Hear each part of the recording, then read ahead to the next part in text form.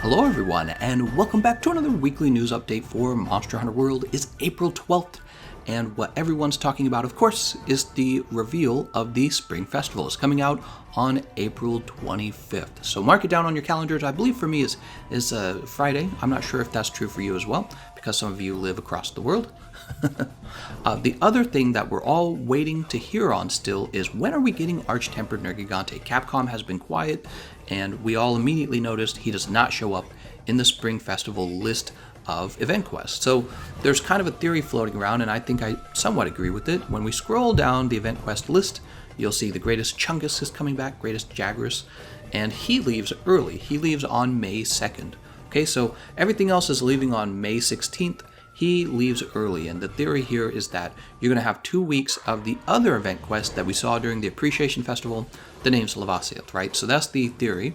And then on those 2 weeks, players on the PC are going to be messing around with the new Witcher collaboration. It comes out on May 9th, so May 9th to May 16th would be the Witcher collaboration for the PC.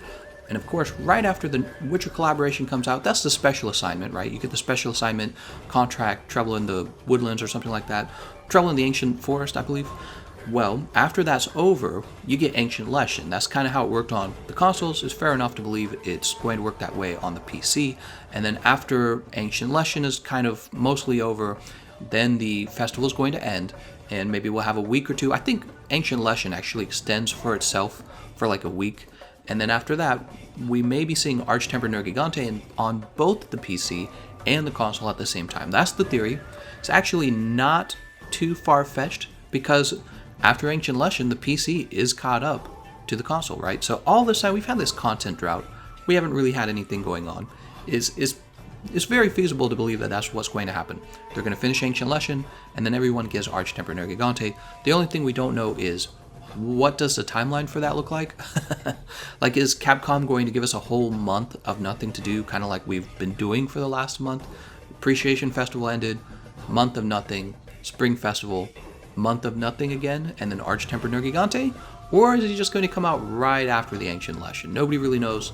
I'm hoping he comes out sooner than later, but I'm also scared that he truly is the last piece of new content, and then we have the long stretch into August or whenever the Iceborne DLC is coming out. Now, I think I heard someone told me it's been pushed to October, but I haven't confirmed that. So I don't want it to come out. If it's too long of a content drought, maybe I'll do Monster Hunter Generations on Switch. Who knows? All right, so I said that we would cover the rewards you get from all these event quests. Only a few of the rewards are really important, it's true. Starting at the top of the list, the Fury of El Dorado. This is Arch-Tempered Kulftaroth. She is very important. She doesn't have... It's not that every Kiar weapon is a new meta for the weapon classes, but the truth is a lot of them are. Maybe half of them. How about that?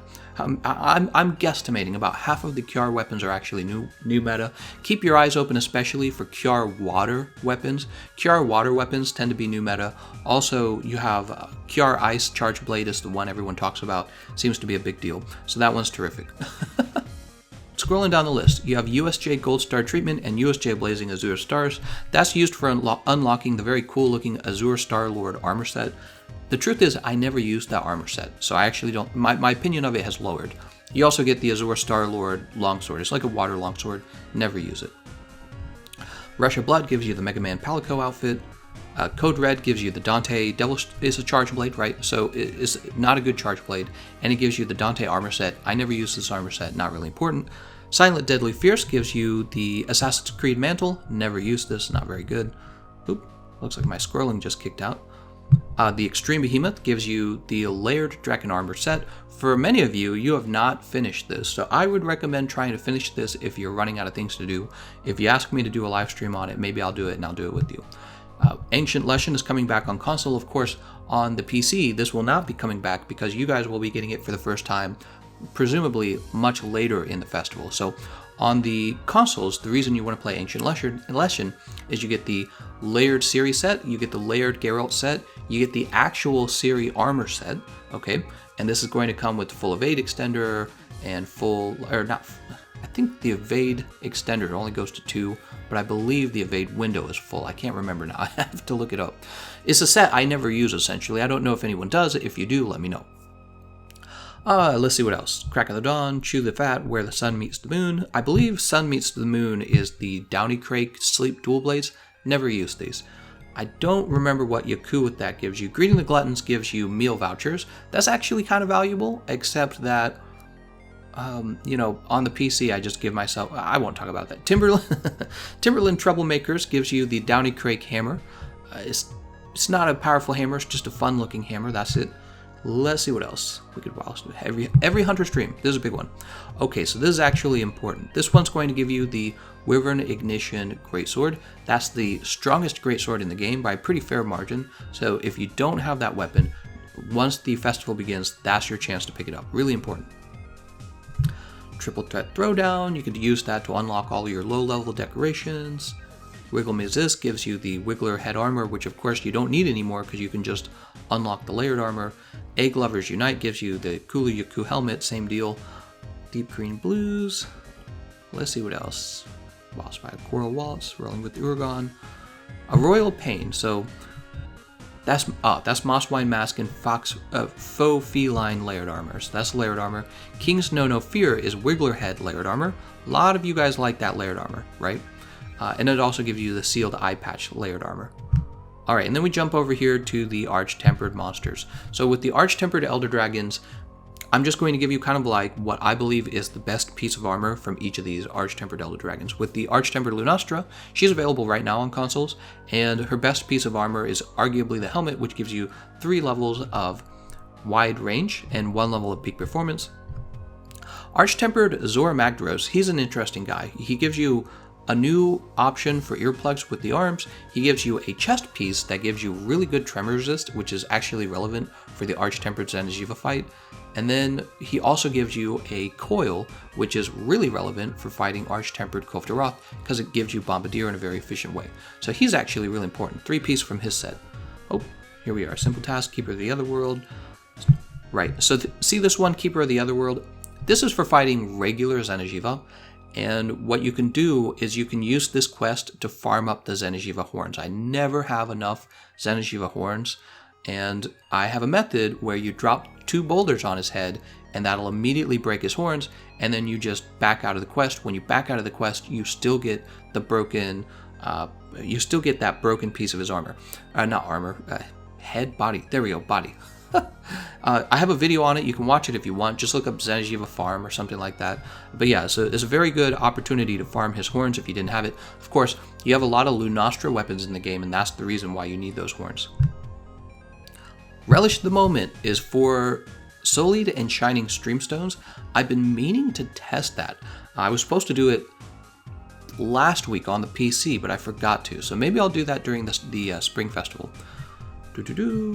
Throne Taker also says Solid and Shining Streamstones. So you have Throne Taker and Relish the Moment. I should be testing both of these. Yeah, that's what I should be doing. Here's Arch-Tempered Kirin. Arch-Tempered Kirin, he gives you the Gamma chest piece with 2 levels of free element, 2 small decoration slots. There aren't a lot of good chest pieces in the game, so it's actually not bad. You should definitely pick up at least that chest piece. Deathly Quiet Curtain is going to be the Gamma Val Hazak set. It's going to give you the Val Coil, which is used sometime. The Val Coil is a medium decoration slot and 2 empty small decoration slots, and in sometimes it's your best option, particularly with really niche dragon setups, because it's also going to give you I believe it gives you a level of dragon attack. No Tomorrow for Usurpers. I don't think that one's really that important. Scorn of the Sun, that's going to be Arch-Tempered Teostra. He is incredibly important. You have 3 pieces of his set: the helmet, the arms, and the waist, or the arms and the legs. I'm sorry. Helmet, arms, legs. And you're going to want all 3 of those because it allows you to build Master's Touch. It's kind of like the alternative to Draken Armor, except the difference is you get to bring 2 pieces of other armor. And what some people do is they build Master's Touch, and then they also build Crit Element. There we go. It's on the tip of my tongue. Crit Element. So there's some Crit Element builds with that. Also, it's a better armor option for building fire resistance. The Draken Armor has really terrible fire resistance, whereas the Teostra set has very high fire resistance. And as you know, there's a lot of fire monsters in the game. Then we have Eye of the Storm. That's going to be Arch-Tempered Kushala Daora. There's two pieces of his armor. One that I use more often than the other is the waist, the coil.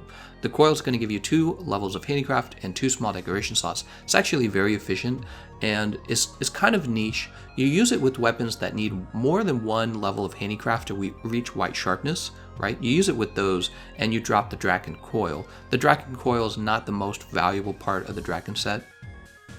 The other piece of armor that he has, of course, are the arms. The arms on the Kushala Daora Gamma armor set, they give you 2 levels of focus and 3 small decoration slots, basically competing with the Damascus chest piece. The thing is, the Damascus chest piece is already so good because there aren't a lot of high quality chest pieces to choose from, and so it kind of fills that slot really well. That's the reason why you don't often trade those two. But it's still a good piece of armor, you should pick it up. Then you have, of course, probably finally, Arch-Tempered Zenigeva. As you know, this is a very good armor set. The waist, the legs, and the arms are giving you spare shot when you wear all 3 of them. Also razor sharp, that shouldn't be overlooked either. And yeah, it's just really terrific. He's out right now on consoles, we're farming him. Oh no, he's not out on consoles. He's out on PC for the first time, and people are farming him.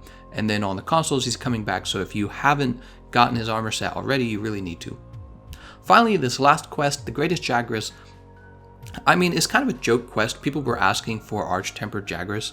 It's not really an Arch-Tempered Jagras fight, unfortunately. I really wish it had been.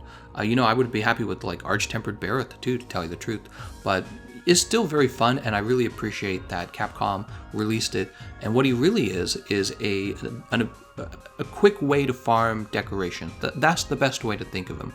You kind of shoot him in the belly, shoot him in the head after he's eaten, and then he spits up all his decorations, and he can actually be killed in about 2 minutes. It's very, very fast. I do have a farming guide for him. I'll leave a link in the comment section if you'd like to see that ahead of time.